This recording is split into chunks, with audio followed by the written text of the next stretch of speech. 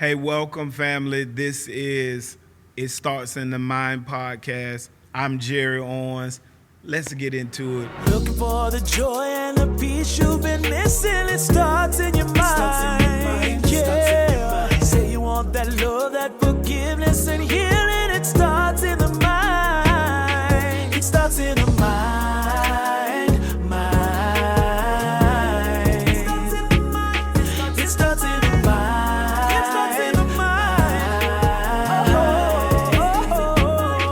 It starts in the mind. With Jerry.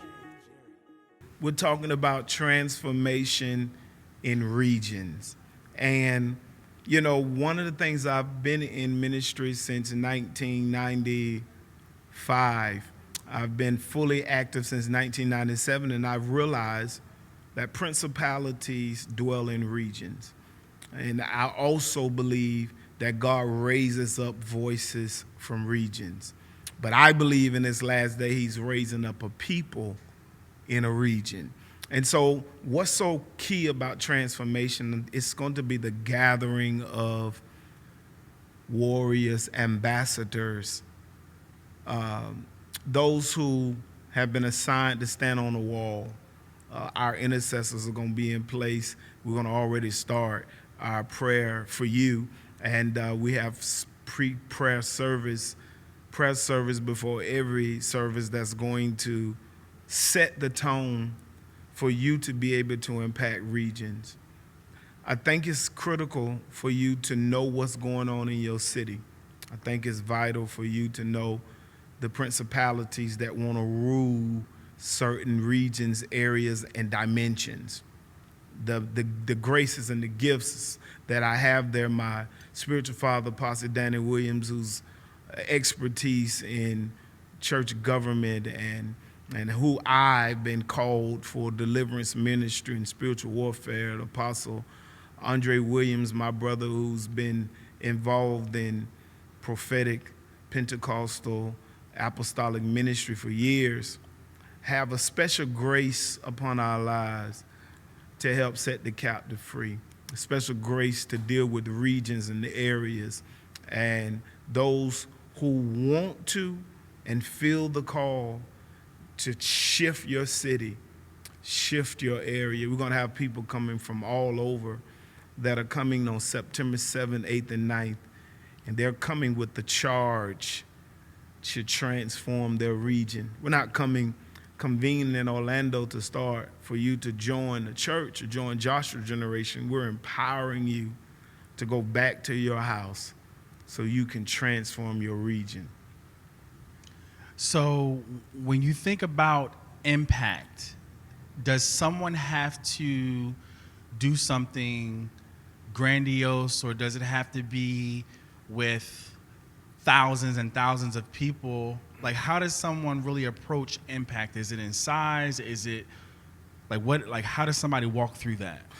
I think about when I started Joshua Generation, I never started it expecting to be large or to be grandiose. I started it so that I can make an impact.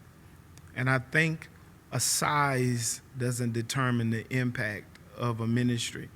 I think assignment determines the impact. When you know what you've been assigned to do, the greatest thing that you can do, we're going to specifically be talking to leaders, and not just church leaders, but business leaders, community leaders. When we have our VIP impartation, it's a special time we're going to spend with those who have purchased the VIP impartation package. And we're going to lay hands on them. My spiritual father, Apostle Danny Williams, and our Apostle Andre Williams, going to lay hands to send you back to make an impact. Now, to make an impact, you must know your assignment and know the grace and the call that's on your life and be comfortable with that. One of the things that zaps or dilutes your ability to impact is you not knowing your identity, knowing what your grace is, what your call is. When you know what you're called to do and you know your assignment, then you'll be able to impact the generation. So the next question is, how can you honor someone else's impact when it doesn't necessarily look like the one you're operating in? And that's a great question, because I think we have birthed, when entertainment enters into the body of Christ, entertainment always births competitiveness. You think about years ago in the church, wasn't a lot of competitiveness because you didn't know there was a mega church in Texas, because there was no social media, there was no television, there was no, you didn't know who was mega. You only knew who would impact in your specific region or area, but you didn't know what was going on in other places because we didn't have the technology we have now. Technology and entertainment causes somebody to look at someone on TV and say, I wish I was that size, or compare themselves to someone that they're seeing, not knowing the details of that ministry or that business or that community. And so I think if you remove competitiveness out of the way, you can honor someone who's going forth. You can honor someone who's making an impact, and you can learn. This is the problem. When you compete, you cease to learn from a person who you admire. When you honor them, you can learn from them and extract that which they are doing to now come and make it, take ownership and make it your own, adding yourself to the element, and then you can make that impact. But as long as they're your competitive, you don't learn, because you'll spend most of your time competing. The next question is, how can we reverse engineer impact? Meaning, like, does the egg come before the chicken, or does the chicken come before the egg? Because sometimes people, especially, I'm not going to just quantify it for one generation, but they can think of like the big thing or the glitz and glam of impact, but then don't necessarily know how to start, like where that impact start, so that it can be really what it is, impact, and not something that starts one day and then is just erased the next day. So how can we, pretty much, where does impact really start? Because sometimes people want the lights and the look good of impact, or we can take a picture with impact. But I know those who have impact that has gone beyond generations or decades, it wasn't the glitz that allowed it to have the longevity, but it was something else that allowed it to go as long as it did. Well, I think the mirage is looking at someone and seeing their now but don't know their journey. I think you can look at someone and say, oh, wow, they are amazing, but there's a story behind the glory that you see. And what more of us need to do is not talk about our glory, but talk about our story. That will give those who are in the process hope, because if I just talk about where you are and you don't include your process, it then makes me think that you arrived just like that. Contrary to what Beyonce say, we didn't wake up like this.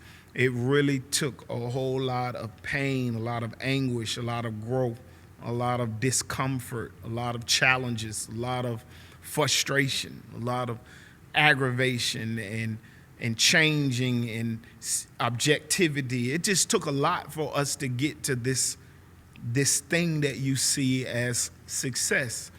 But the reality is, impact starts with the mind. I keep going back to Romans 12, where it really starts in your mind. If you're going to be wealthy, it starts in your mind. If you're going to be transformed, it starts in your mind. If you're going to make an impact, it first starts in your mind. Impact for others start with change within you. And so if we really, really would learn that impact is not the finished product, but it is the entire package.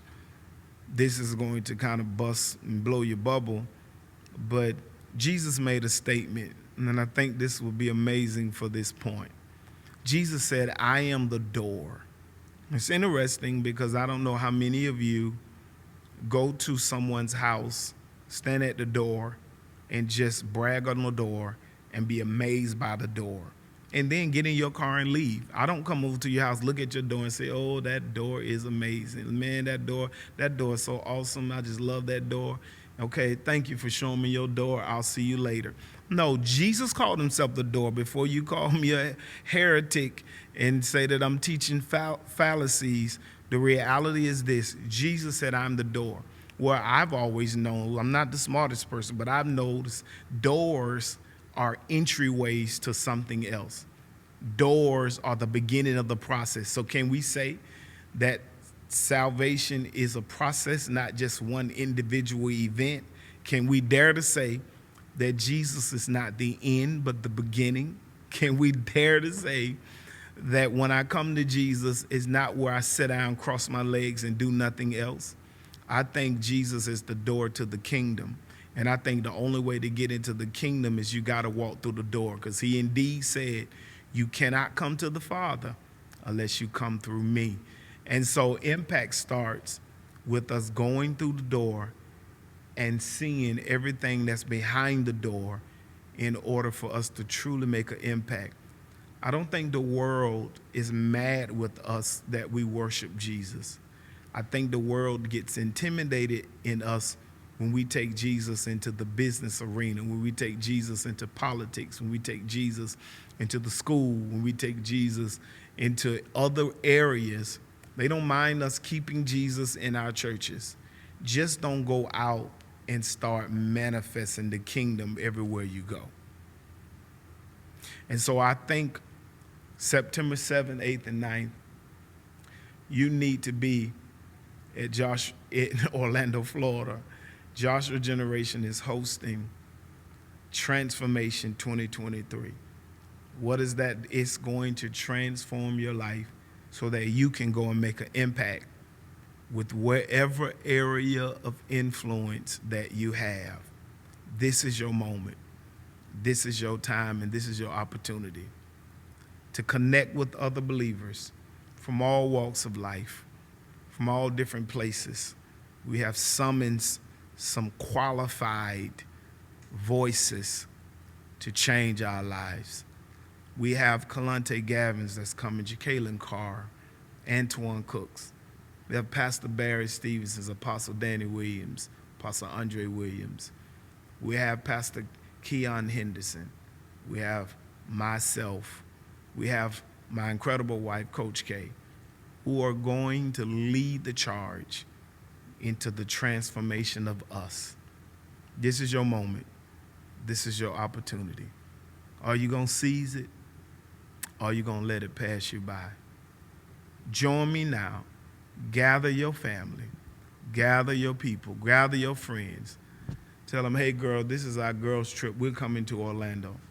Grab your guys, say, hey, this is our guys' trip. We're heading to Orlando. And what we're getting ready to do is to be a part of transformation and be transformed. Hey, it's your moment. This is your host, Jerry Owens, and I want to see you at Transformation 2023. Peace. It starts in the mind with Jerry.